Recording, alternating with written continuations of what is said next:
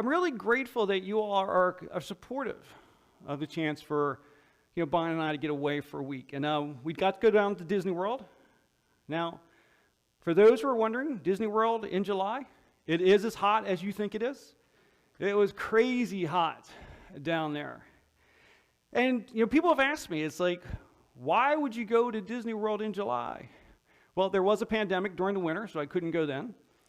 But even with it being hot, Disney World's kind of a pretty special place for Bonnie and I. As some of you know, we lived very near it for a while.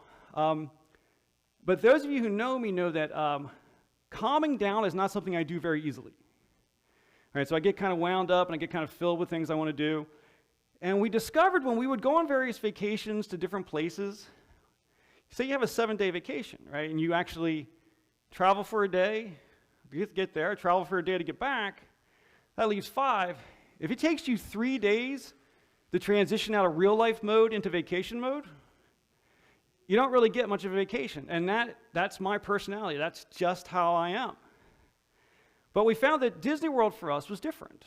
That, I have my own theories, but fundamentally what happens is that when we go to Disney World, I relax right away, which makes a better vacation for me, but it also makes a better vacation for my wife if I relax quickly, as opposed to talking about all the work that I left behind while I'm on vacation.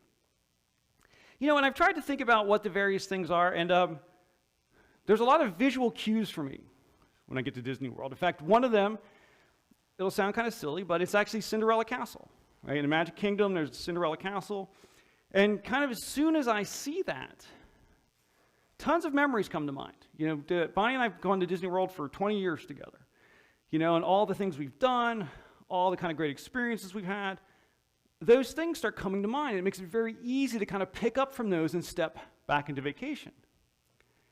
But I was thinking about this, is that I see a castle, and I see vacations and happiness and time with my wife, but what have castles historically been for centuries?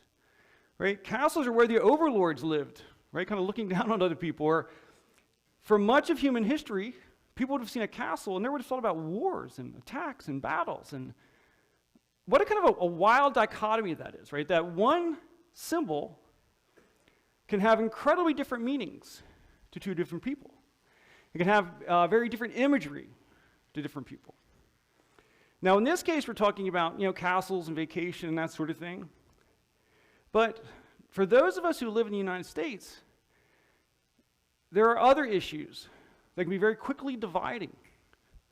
One of which is the concept of building a wall. Right? As soon as I say that phrase, a bunch of ideas start coming to mind. Right? And depending on your viewpoint, you may see the idea of building a wall as a symbol of strength, or you may see it as a symbol of hate. You may see this idea as something that draws us together, or something that splits us apart. And what's really interesting is that if I talk about the concept of building a wall, I might be talking about doing something at my home. But as soon as any of us hear that phrase, ideas immediately come to mind. And those ideas have very little to do with what's being talked about in that moment. They're driven much more by what we see, what we're looking for in the world around us, how we see the world around us. Now, the reason I mention all of that is that today we're launching a new series called Repairing What's Broken. And in this series, we're going to talk about the events in the life of a man named Nehemiah. And Nehemiah's story involves repairing a wall. But what I want us to understand is that Nehemiah's story is not about a wall. It's about something so much more important than a wall. It's actually a story that provides a roadmap about how to bring healing into our own lives, and a roadmap about how to bring healing into the lives of others.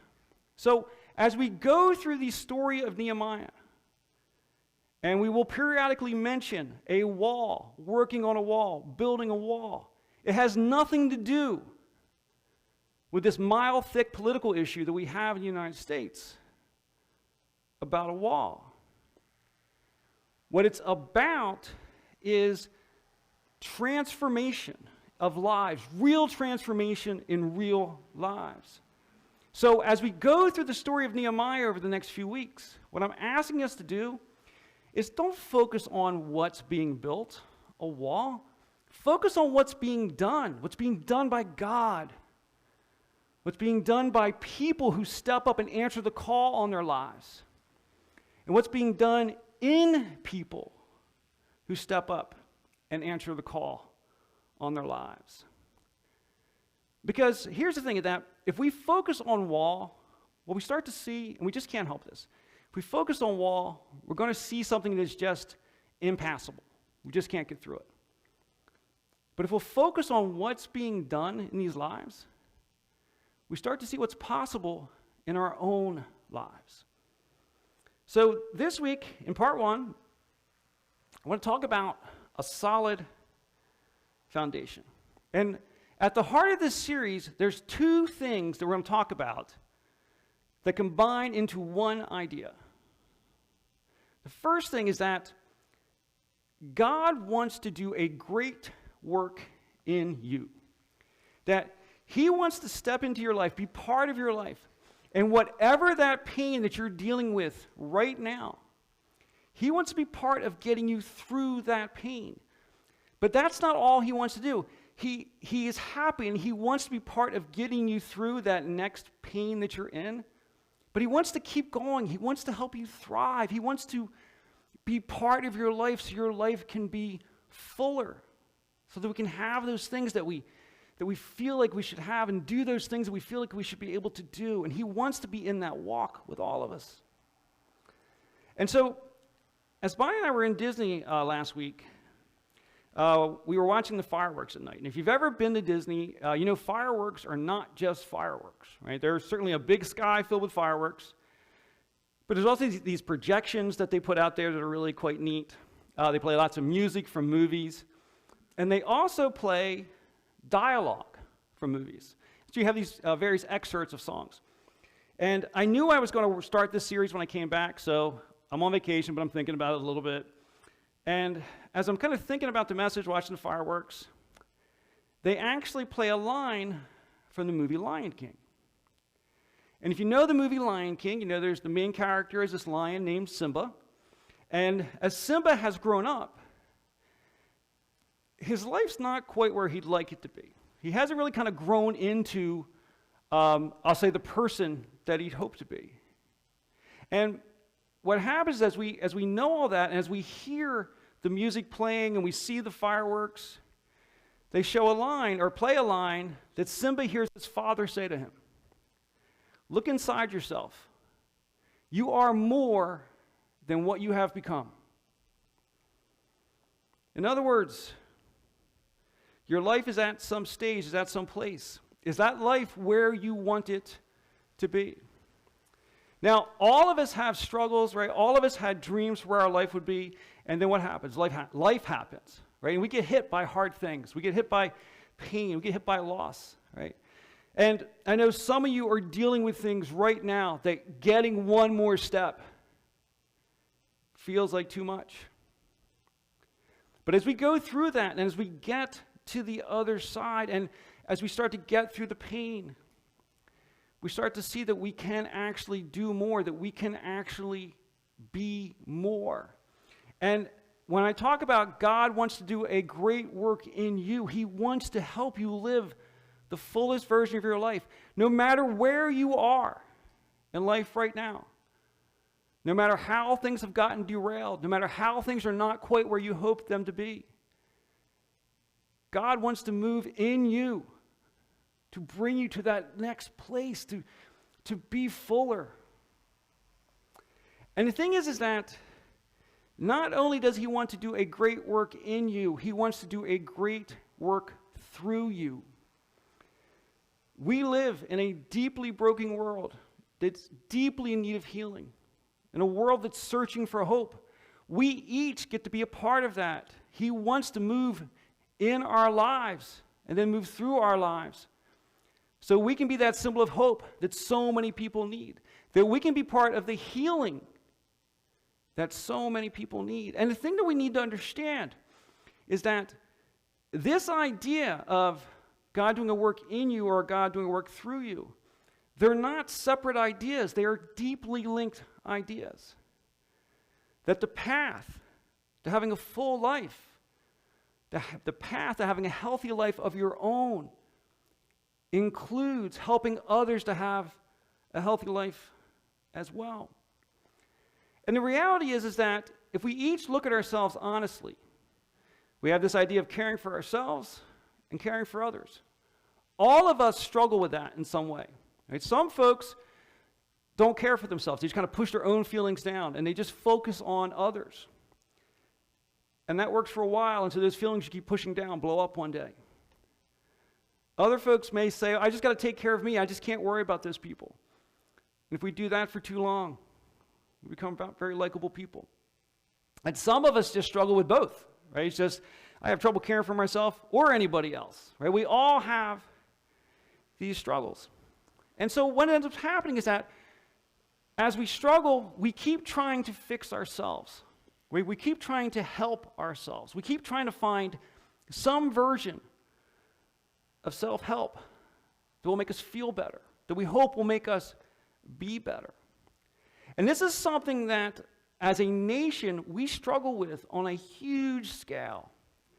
Because I looked it up, and in 2019, in the U.S. alone, 18.6 million self-help books were sold. Now, are we getting any better? I don't know, because that's twice as many as were sold 6 years earlier.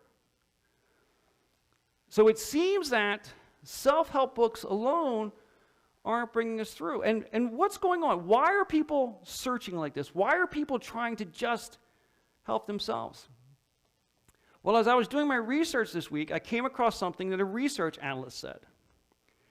And keep in mind, this is not a religious leader, right? This is not a psychiatrist or a psychologist.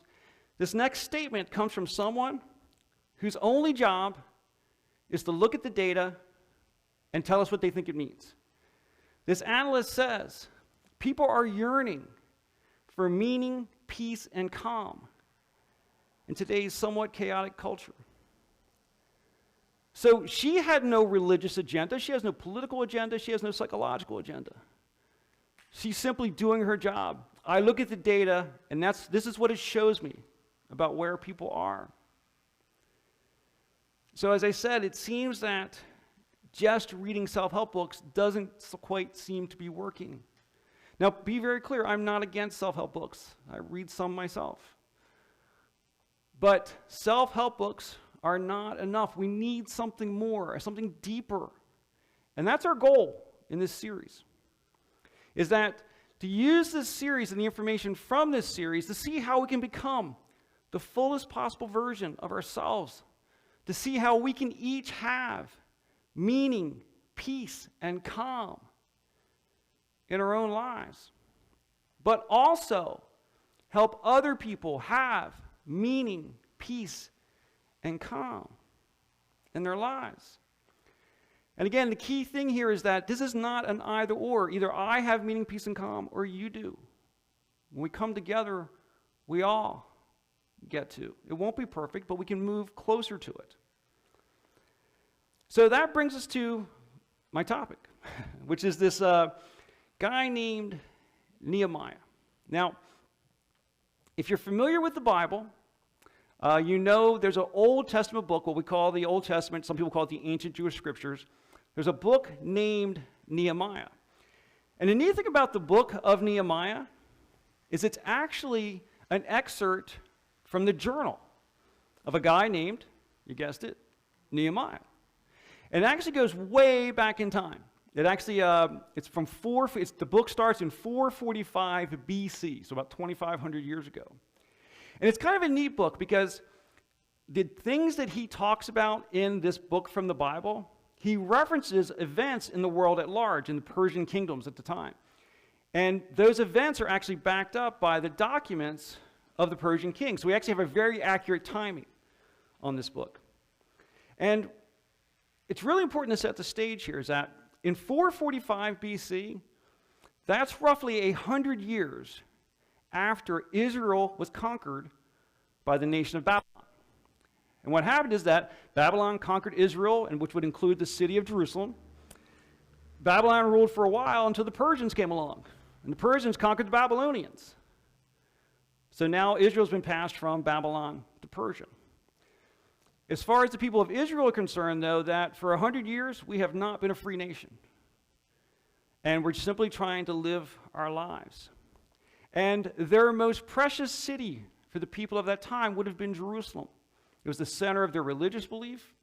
It was where they came together.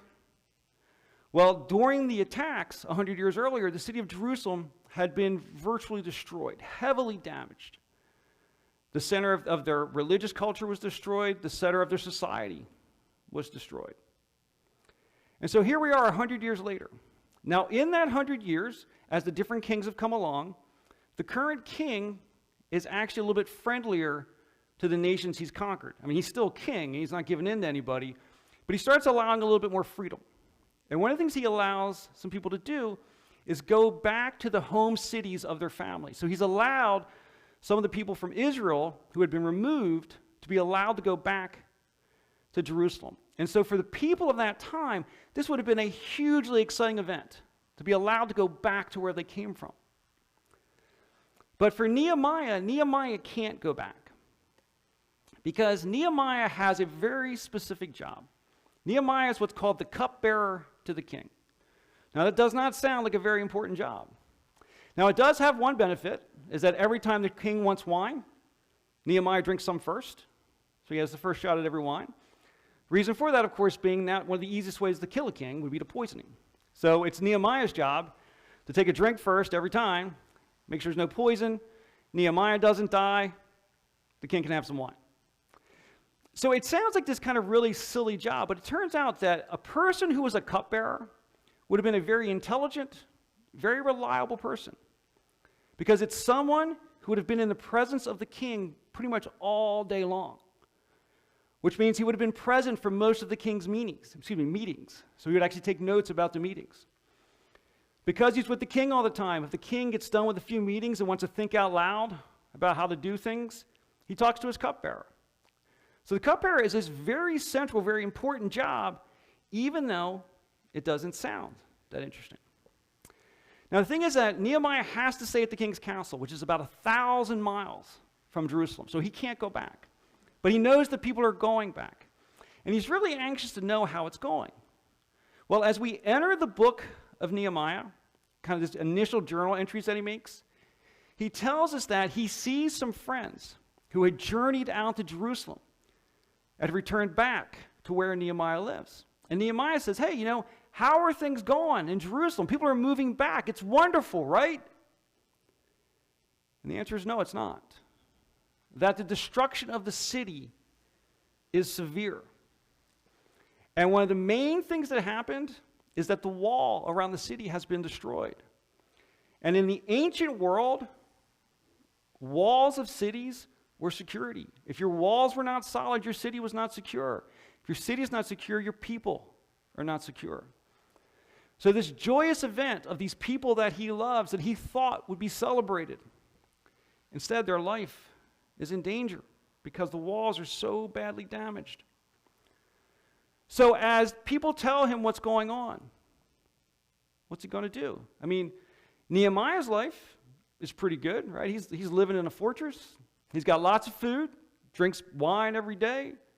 Everything's pretty good. So although the news he has heard is sad, it doesn't really affect his life. So he has a couple of options on how to deal with it, right? One option would be, oh, wow, that's too bad. I'll pray for them and go about his life.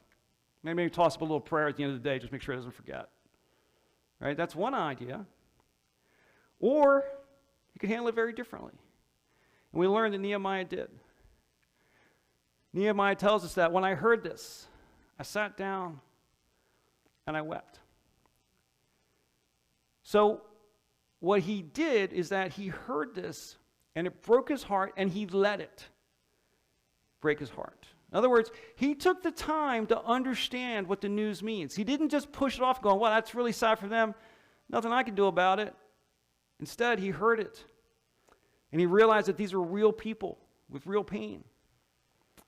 And then he carries on and he says, "For days I mourned, fasted, and prayed to the God of heaven." So he does pray and he does take it to God. But he doesn't pray to God, "God, you should do something about this." That's not his prayer.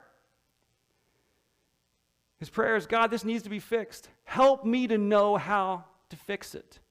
Show me what to do. Give me a solution. Help me to be part of the solution to this problem. And give me success as I try to be part of the solution to this problem." And he prayed this daily. And if you do the timeline, he actually prayed this for months before anything happened. His entire prayer is actually in Nehemiah chapter 1, if you want to take a look at it. So, after he prays that prayer, what we will see in the upcoming weeks is that after he prays the prayer, he doesn't just ask for being part of the solution, he then takes action. And what we'll see happen is that the action that he takes will actually transform his own life. And it will transform the lives of those around him.